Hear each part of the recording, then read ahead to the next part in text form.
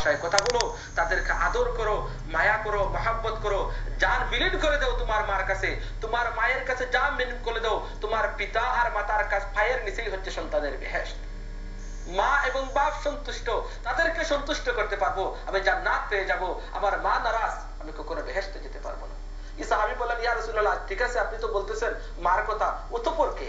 Second কে? আল্লাহর নবী বলেন, সুম্মা উম্মুকা, অতঃপর তোমার মার খেদমত করতে হবে। এই সাহাবী আবার বলতে, ইয়া রাসূলুল্লাহ সুম্মা মান, অতঃপর কার খেদমত করব? আল্লাহর নবী বলেন, সুম্মা উম্মুকা, তোমার মা। আল্লাহর নবী তিনবার বলতেছেন তোমার মাকে সুন্দর ব্যবহার করবে, মার সাথে ভালো ব্যবহার করবে, মার সাথে ভালো ব্যবহার করবে, তিনবার বলতেছেন। অতঃপর এই সাহাবী বলতেন, ইয়া রাসূলুল্লাহ সুম্মা মান, অতঃপর কার সাথে ভালো ব্যবহার করব? আল্লাহর নবী বলেন, বুখারী শরীফের হাদিস, সুম্মা আবুকা, তোমার পিতার সাথে, তোমার আব্বার সাথেও ভালো ব্যবহার করবে, তোমার আব্বার সাথেও ভালো ব্যবহার করবে। মার কথা বেশি গুরুত্ব দেওয়া হয়েছে, অতঃপর বাপের কথা বলা হয়েছে।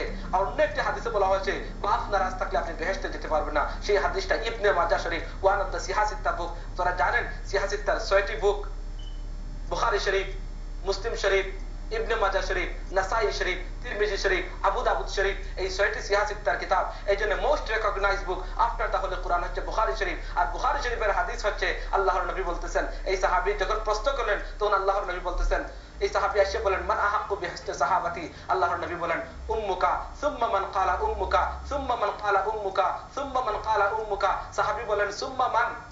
আল্লাহর নবী বলেন, সুম্মা আবুকা, তোমার পিতার সাথে ভালো ব্যবহার করো। সম্মানিত দর্শকবৃন্দ, যারাই আমরা আছি, আমাদের মা এবং বাপকে আমরা জীবিত পেয়েছি, আমাদের জন্য একটা নিয়ামত। আমাদের বাপ, আমাদের মা আমাদের জন্য একটা নিয়ামত, আমাদের জন্য একটা নিয়ামত। সেই নিয়ামত আমরা, একটা দুয়ার দরওয়াজা আমাদের জন্য পৃথিবীতে রয়েছে। এই জন্য মা এবং বাপ সন্তানের জন্য যে দোয়া করেন, সালাত দাওয়াতুন মুস্তাজাবাতুন, আও কামা ক্বালা আলাইহিস সালাতু ওয়াস সালাম, আল্লাহর নবী বলেন 3টি দোয়া কখনো আল্লাহ ফিরিয়ে দেন না। 3টি দোয়া আল্লাহ পাক রব্বুল আলামিন